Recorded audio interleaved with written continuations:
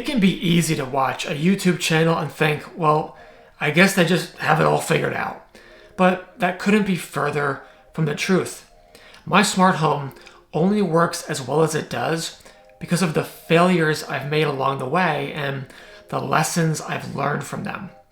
I mean, if you live with other people like I do, then you probably know how tricky it is to make a smart home that works for everyone in the home. So in this video, I'm going to share 10 of my biggest fails in my smart home. But it's not just what I think. This list is based on direct feedback from my family. For each failure, I'll give specific examples and talk about what I learned and what I would do differently as a result. You can use the chapters below to jump around to each failure and lesson learned. On this channel, I cover how tech can make you more productive. So if you're new here, hit that subscribe button. Let's do this.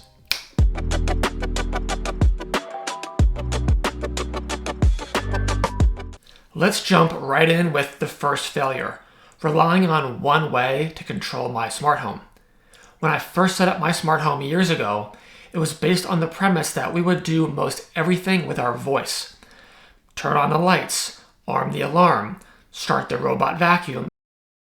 Tell Roomba to vacuum the kitchen. Okay, I'll tell Roomba to vacuum the kitchen.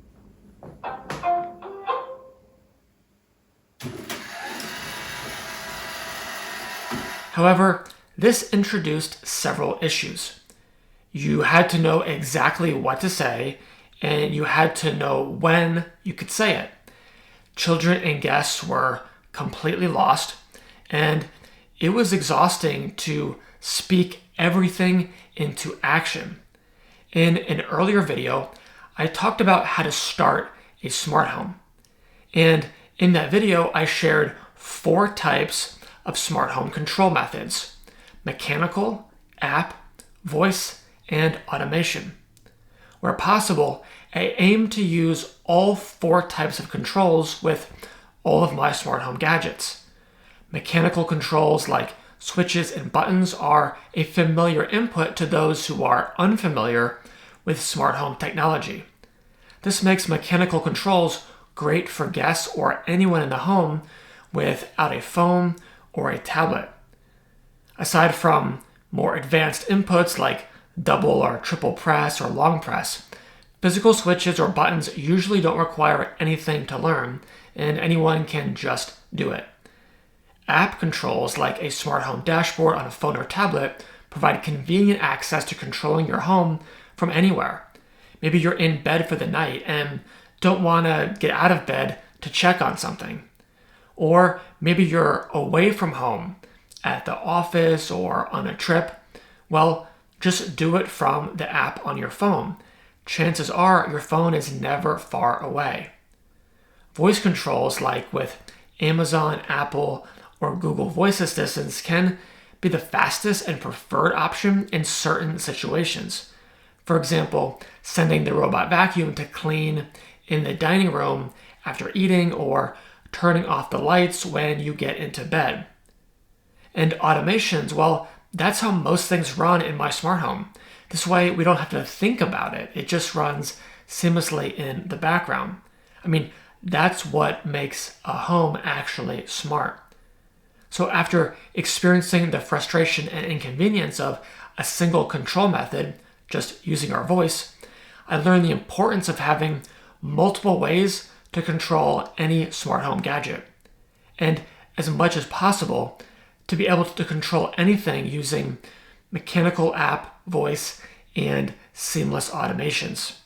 The second failure was picking up too many cloud-based devices.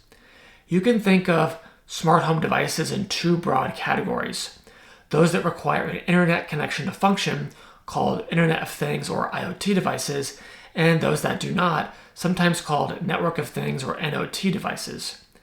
An IoT device that connects to the cloud requires an internet connection for full control and requires the company behind the cloud-based device to continue to offer those services. If the internet goes down or the company restricts access to its APIs or goes out of business, you're left with a less usable, possibly totally useless device.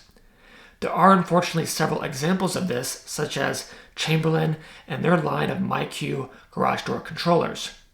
You can avoid this situation and retain full control of the gadgets you purchased by opting for locally controlled devices.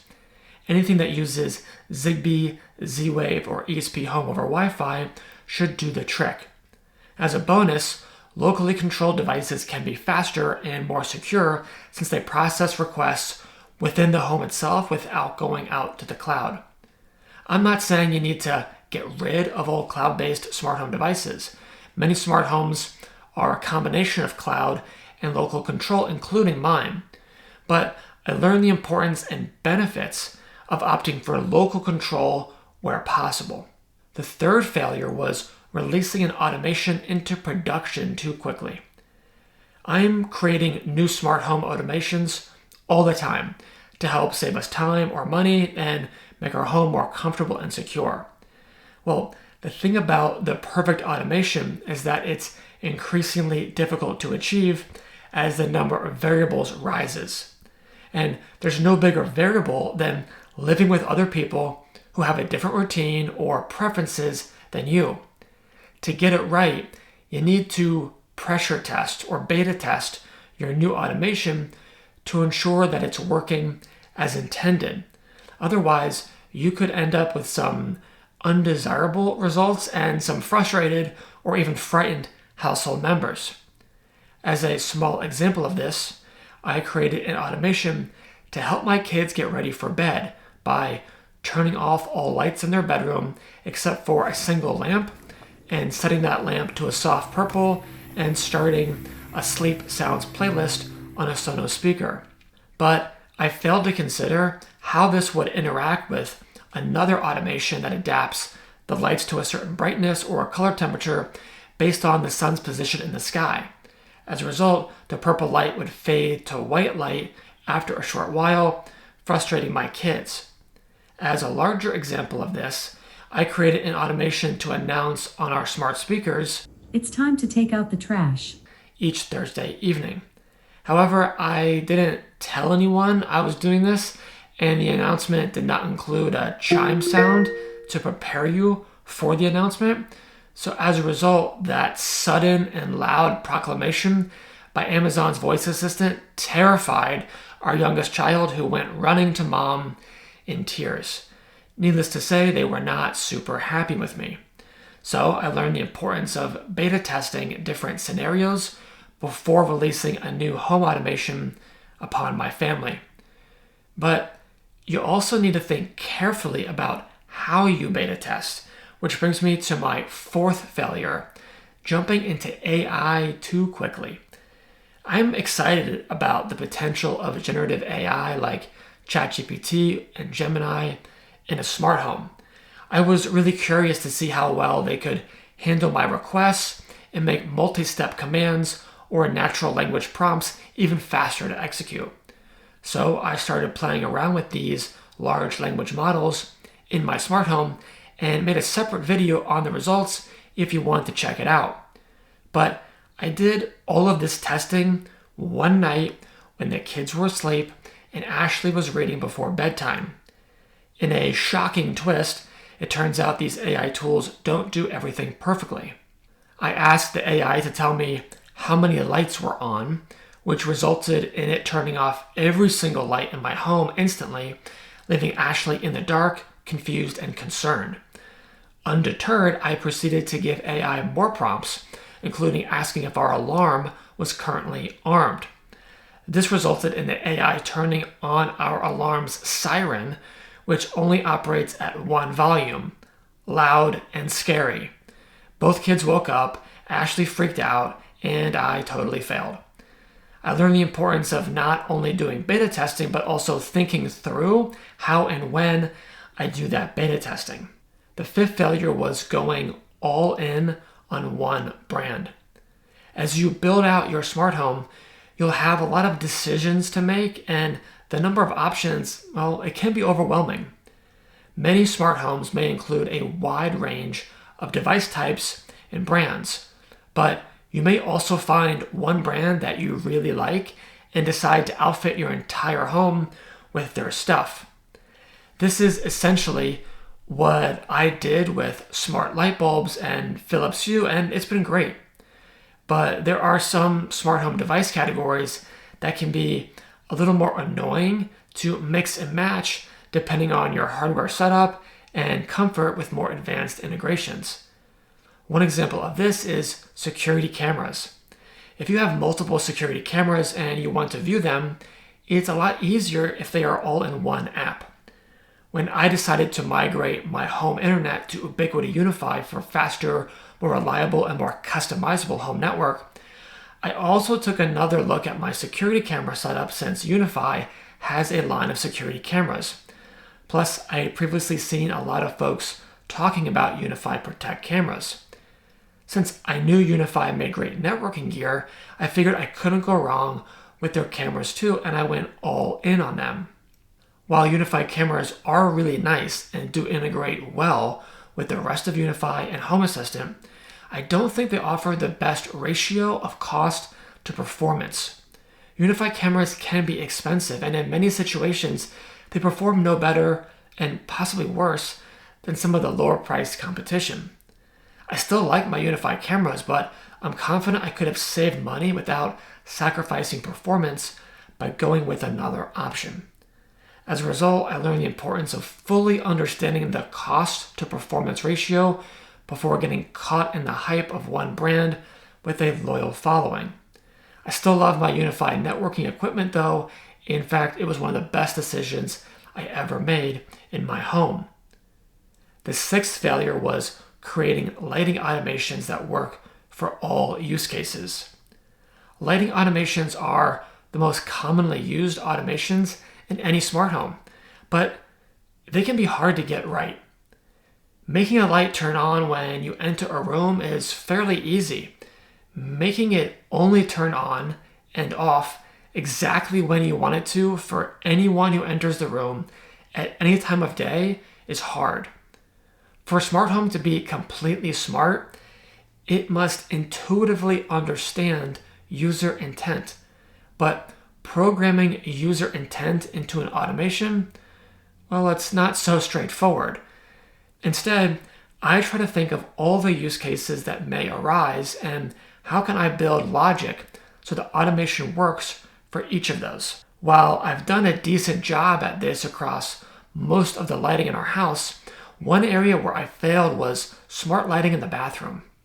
In my quest to automate everything, I made our bathroom lights turn on with motion as someone entered. But people may visit the bathroom any time of day or night. If it's 4 o'clock in the morning or right after your alarm goes off and it's still dark outside, you may not want the bathroom lights suddenly turning on. Or maybe you do, but someone else you live with does not. Or they do, but only under unique and rare conditions. My failure was twofold. I didn't talk to the rest of my family about their preferences for automated bathroom lights, and everyone had different preferences. I kept iterating on the automation's conditions and added ways to override the automation if someone didn't want it to run, but when turning on the automation override switch became the norm, I knew it was a failed automation. As a result, I learned the importance of first understanding users' preferences and also knowing when to quit. The seventh failure was placing sensors that work for all use cases. I've talked a lot about smart home sensors on this channel. For many of them, especially millimeter wave presence detection, the placement location is so important. A few inches over or a few degrees rotation can make all the difference in an automation working exactly as intended or not at all. Making our existing ceiling fan smart presented the biggest challenge to me in this regard.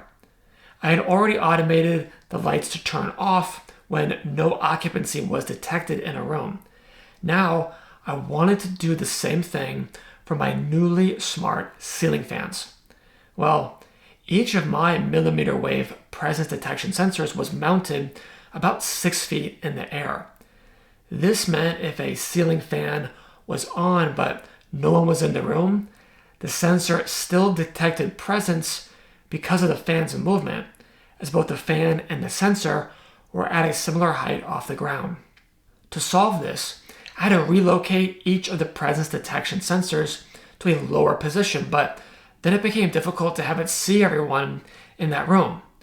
In our bedroom, I moved it down to my nightstand so it would see us, but not the ceiling fan. However, the sensor could only detect me while sleeping at night, but not my spouse. This meant if I got up before her, the ceiling fan would turn off, thinking no one was in the room. I thought I solved this with a time condition until our schedule changed one day and it turned the fan off before Ashley was awake. It got super hot in the room and I got a text asking me what happened. I learned the importance of thinking through the various situations when placing a smart home sensor and how it will trigger your automations only as desired. The eighth failure was ruining our home's interior design. Ashley and I spent a lot of time thinking through the kind of style and ambiance we wanted in our home and then finding the furniture and decor to bring it to life. But there's nothing like a bunch of visible power cables or sensors stuck all around to ruin a mid-century modern aesthetic. While some types of sensors can operate wirelessly on batteries, others must be plugged in all the time. And many sensors and gadgets, well, they look like sensors and gadgets and can be eyesores. Maybe instead a presence detection sensor could look like a book on a bookshelf. This is one area that I'll probably never be done trying to solve outside of maybe a custom-built home. But I've learned the importance of taking the extra time to think through how any smart home gadget may be placed discreetly and proactively having such conversations with my spouse before setting them up in our home. The ninth failure was experiencing trust-busting glitches. I use Home Assistant for my home automation platform. One of the best features of Home Assistant, in my view, is the ability to track the logs and history of any device. This makes it much easier to troubleshoot when you experience what seems like an unexpected glitch in your smart home. I can dive into the logs and try to make sense of what made something turn on or off and what I need to change to make things operate to our expectations. If you have a smart home, I'm sure you've experienced something behaving in a way that was unexpected. It's a real trust-busting moment when it feels like your home is in control and the people who live in it are not. I've learned the importance of quickly root causing such glitches, taking responsibility for them, and explaining to others in the home why it happened and what changes I made to ensure it doesn't repeat itself. The 10th and final failure was scaring away raccoons. In an earlier video, I showed how I used the power of my smart home to chase away raccoons who were digging up my yard and climbing on our roof. This included motion sensors that activated our in-ground irrigation system at night.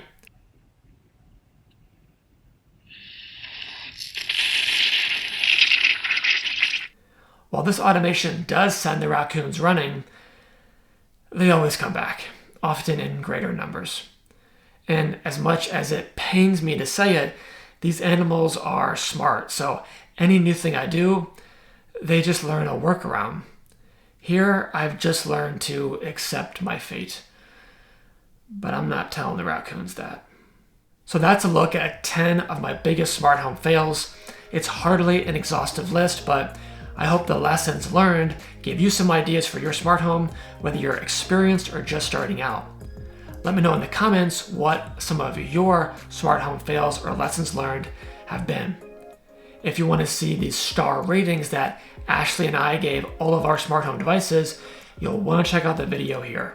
Hit the like button if you found this helpful, and subscribe to the channel for tech reviews and tutorials that help you become more productive. Thanks so much for watching, and I'll catch you in the next one. In phase 1, I'm going to place motion sensors every 6 feet around the perimeter of the property. These will communicate with speakers in each corner that will emit a high-pitched sound only audible to raccoons.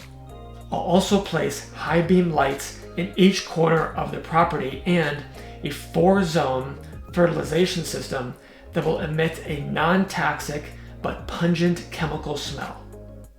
Hey, where are you going? I haven't shown you phases 2 through 5 yet.